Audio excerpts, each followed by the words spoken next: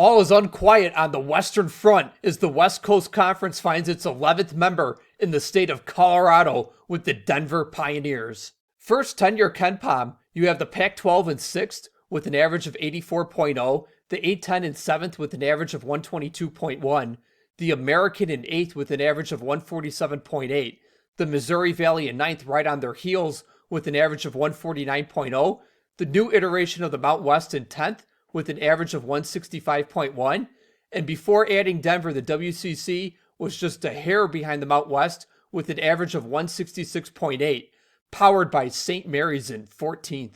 Now with the addition of Denver, the WCC's tenure KenPom average is now 181.3. As we look at resources starting with athletic budgets in the 2023-24 academic year, there are two numbers here. The top bar, which is the white bar, is how much of each school's athletic budget was devoted to student aid money. And then the bottom number in the colored bars is how much of their athletic budgets were left over after you isolated that student aid money. Denver at $36.7 million would lead the WCC. But of course, as we all know, Denver's budget is inflated by hockey. And while Denver's hockey budget is not publicly known to us, it is likely comparable to North Dakota's hockey budget. And if we look at the NCAA FRS reports for North Dakota, their hockey budget was $6.28 million. And their student aid for men's hockey was $607,000.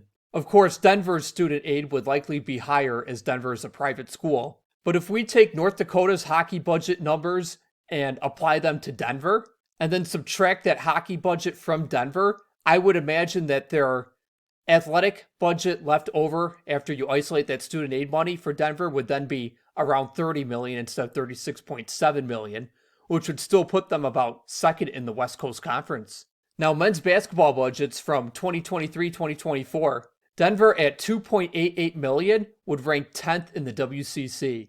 That said, Denver's admission into the West Coast Conference likely came with the caveat that Denver must invest more in men's basketball, so I would imagine that their men's basketball budget would go up.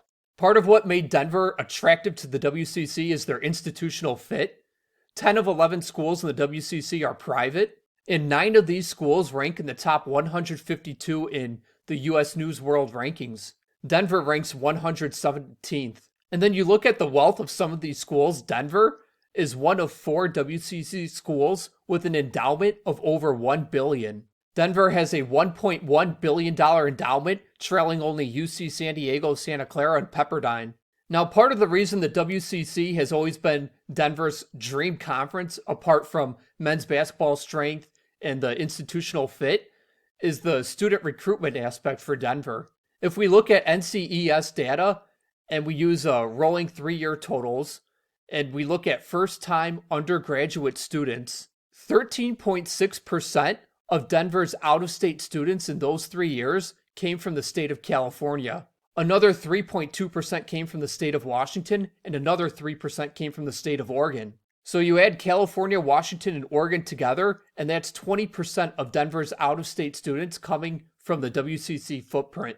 California was the number 1 state for Denver, while Washington was number 8 and Oregon was number 9. And looking at those top 10 states for Denver in graph form, the non-WCC states were mainly East Coast states like New York, Massachusetts, Connecticut. Then you had Illinois and Minnesota in the Midwest and Texas in the South. And of course, neighboring New Mexico. Just like the WCC is important demographically to Denver, Denver and the state of Colorado are also important demographically to WCC schools.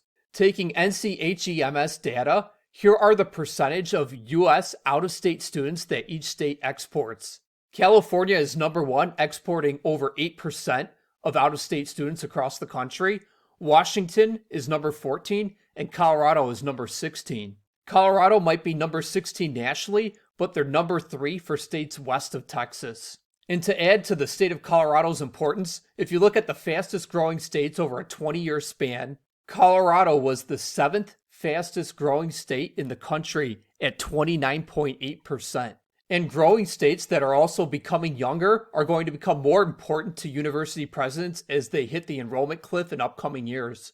Beyond student recruitment, the WCC footprint is also important to Denver because a lot of Denver's alumni moved to WCC locations like Los Angeles, over 2.8% of Denver alumni, the Bay Area over 2.4% of Denver alumni, and Seattle over a 1.5% of Denver alumni.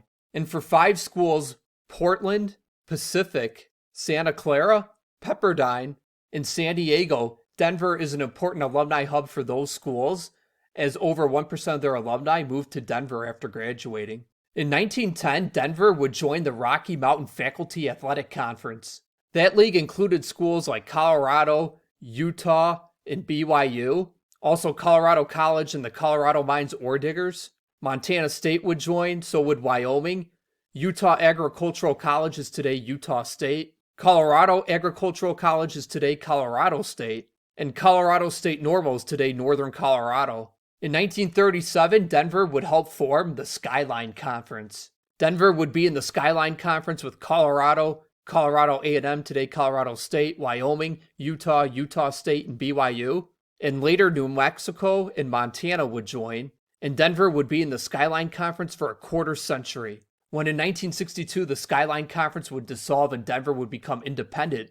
And in 1979, Denver would become the 3rd school since the divisional restructuring in 1973 to drop out of Division I when they would go NAIA. In 1990, they would move from NAIA to NCAA Division II. And by 1998, Denver would become what is today one of 6 schools to drop out of Division I to later return to Division I. And in 1999, Denver would join the Sun Belt. Denver would be in the Sun Belt for 13 years, from 1999 to 2012. Denver would then join the WAC for a 1-year pit stop as the WAC's existence as an FBS conference would wind down, and Denver would flip to the Summit League in 2013.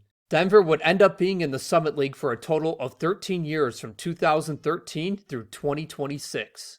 And finally, Denver will join their destination conference of the West Coast Conference in 2026, as we await for who the WCC will add as their 12th member.